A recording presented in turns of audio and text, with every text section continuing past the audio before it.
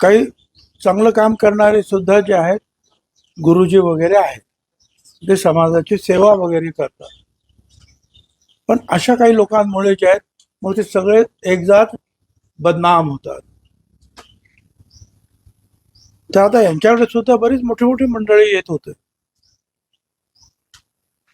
आता ज्या रुपाली चाकणकर त्या पुण्याच्या, त्यांना काय माहिती इकडे, त्यांना सुद्धा कोणीतरी तिकडे नेलं असेल. कोणी नेलं काय कल्पना नाही, पण नेलं असेल ना कोणीतरी.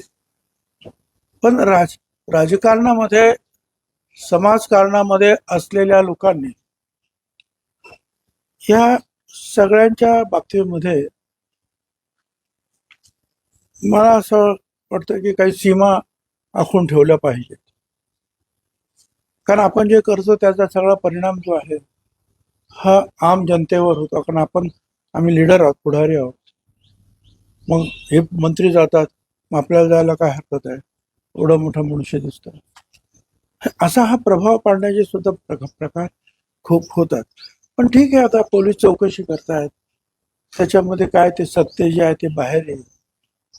आणि त्यांनी जर आणखीन काही चुकीच्या गोष्टी केल्या असतील तर पोलीस त्या संदर्भामध्ये निश्चितपणे जे आहे कारवाई करतील. आता सतत आपण जायला लागलो आणि एखाद्याला मदत करायला लागलो की मग कोणतरी त्यांना आपलं संस्थेवर सुद्धा घेतातच की चला बाबा, मोठी माणसं आहेत, मोठ्या पदावरचे लोक आहेत, आपल्याला मदत होईल, आपल्या संस्थेला मदत होईल म्हणून घेतात.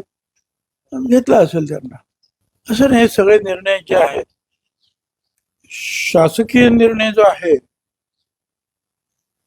आयोगाचा, हा भाग शासनाबरोबर, गव्हर्नमेंट बरोबर येतो, ज्याच्यामध्ये मुख्यमंत्री सुद्धा आहेत. निर्देश देणारे, आदेश देणारे, माहिती देणारे, घेणारे, चौकशी, त्यांच्याबरोबर चर्चा करूनच उपमुख्यमंत्री जे आहेत हे निर्णय घेतील. आणि पक्षाच्या ज्या महिला अध्यक्ष आहेत या संदर्भामध्ये पूर्ण अधिकार जे आहे हे पक्षाला आहे, त्याच्यामध्ये शासन येत नाही. आता त्या बाबतीत काय करायचं आहे ते पक्षश्रेष्ठी आहेत, आपल्या उपमुख्यमंत्री ताई आहेत, सुनेत्रा ताई, ही सगळी मंडळी बसून चर्चा करतील आणि ठरवतील.